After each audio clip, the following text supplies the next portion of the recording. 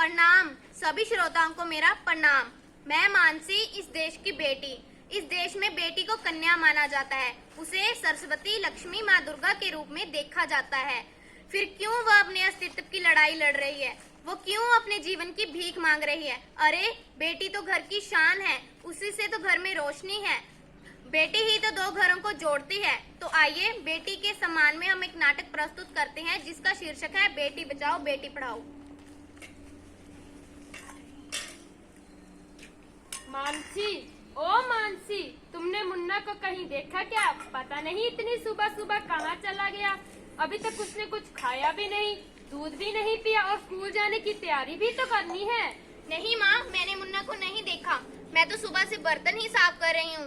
माँ, मुझे भी स्कूल जाना है। मुझे भी पढ़ना लिखना अच्छा लगता है। मेरा भी दाखिला स्कूल में करवा दो ना। ए छोरी, बड़ी आई स्कूल जाने वाली, घर के काम काज अच्छे से सीख ले, यही तेरे काम आने वाले हैं। पढ़ लिख कर कौन सा तुझको कलेक्टर बनना है, जल्दी से बर्तन साफ कर। अरे माँ जी, क्या आपको नहीं लगता हमें मानसी का दाखिला स्कूल में करवा देना चाहिए? उसका भी तो पढ़ना लिखना जरूरी है। तू चुप कर। पढ़ने लिखने का काम केवल लड़कों का होता है, उन्हें आगे चलकर गृह गृहस्थी भी तो संभालनी होती है। अरे क्या हो रहा है? कौन किसकी जवाबदारी संभाल रहा है? और हमारी मानसी बेटी क्यों रो रही है? देखिए ना डॉक्टर दीदी, दादी मुझे स्कूल ही नहीं जाने देती। बोलती है पढ़ लिख कर तुझे क्या करना है, आगे जाके चूल्हा चौका ही तो संभालना है।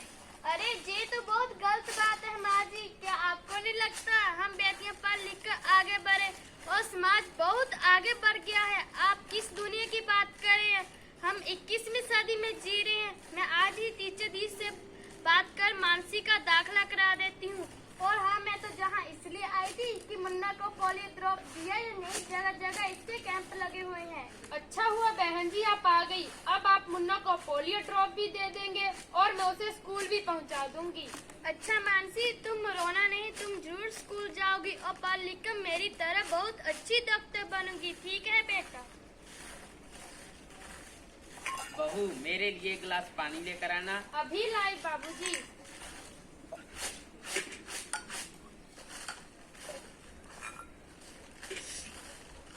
ये लीजिए बाबूजी। ये देखो, अखबार में प्यारी बेटी पर कितनी अच्छी कविता आई है। आओ मैं ये कविता पढ़कर सुनाता हूँ। कहती बेटी बाँ पसार, मुझे चाहिए प्यार दुलार। बेटी की अनदेखी क्यों करता है निष्ठुर संसार। सोचो जरा हमारे बिन बसा सकोगे घर परिवार। गर्भ से लेकर जौवन तक मुझ पर लटक रही तलवार। मेरी व्यथा और वेदना का अब हो स्थायी उपचार। जब माई जग में ना होगी तो जन्म किससे पाओगे। जब बाहर ना होगी घर आंगन में तब किससे उठाओगे, किसे मनाओगे। जब दादी नानी नहीं होगी तो कहानी तुम्हें कौन सुनाएगा। जब कोई स्वपन सुंदरी ही ना होगी तो विवाह किससे रचाओगे। जब घर में कोई बेटी नहीं होगी तो किस पर लाड लुटाओगे। जब कोई घर में बहू नहीं होगी तब आगे वंश कैसे बढ़ाओगे।